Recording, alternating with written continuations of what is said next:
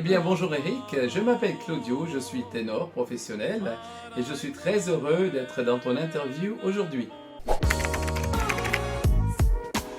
Eh bien je chante depuis l'âge de 16 ans et bien entendu en fait je n'avais pas cette voix-là donc tout au début puisque quand on commence par le début, les vocalises, les premières bases et ensuite donc on évolue au fur et à mesure avec beaucoup de travail.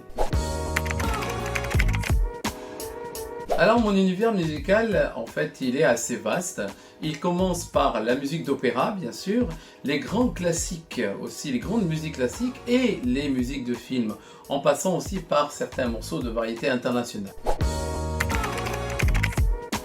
Oui, j'ai pris des cours de chant, j'ai commencé donc à chanter à l'âge de 16 ans et bien entendu en fait même si on a un petit filet de voix, c'est pas toujours facile, il faut quand même aller voir un professeur, faire en fait tout un suivi parce que c'est quand même un gros travail et au départ on commence par des bases bien sûr et j'ai pris des cours de chant donc avec des grands maîtres et aujourd'hui encore je continue à me perfectionner de temps en temps avec des masterclass.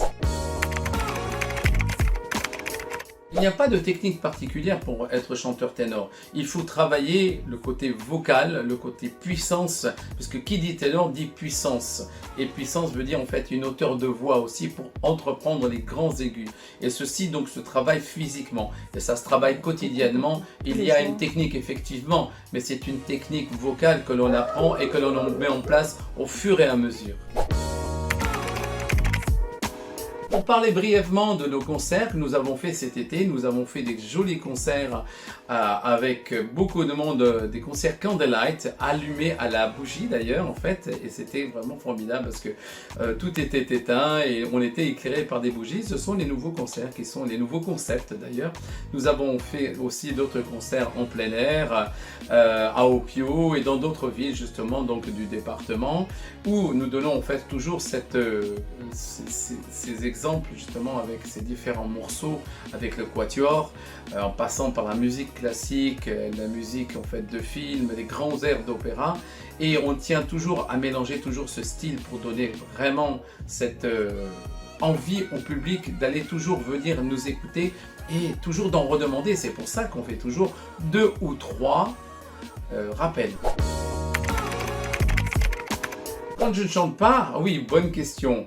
Je travaille dans mon studio d'enregistrement, je recherche des morceaux, je compose aussi de temps en temps, mais pour m'enlever un petit peu de cet univers musical, eh bien je jardine un petit peu, je bricole un petit peu, parce que donc avec mon épouse nous sommes donc dans une villa, et c'est vrai que bon, il y a quand même toujours du travail à faire. Voilà, ça me change un petit peu les idées, et on sort, on va se promener, des grandes promenades en forêt, en montagne aussi, ça nous permet justement de nous aérer et de nous changer un petit peu les idées. Quel conseil donner à un débutant? Déjà, le travail, la discipline, l'assiduité et surtout la volonté. Parce que même si on a un petit filet de voix, que l'on chante juste, qu'on a un timbre qui est joli, il faut un énorme travail quotidien et vraiment un travail de souffle, de physique, mental. Et ça, c'est important, c'est la première des choses que je vais dire à un débutant.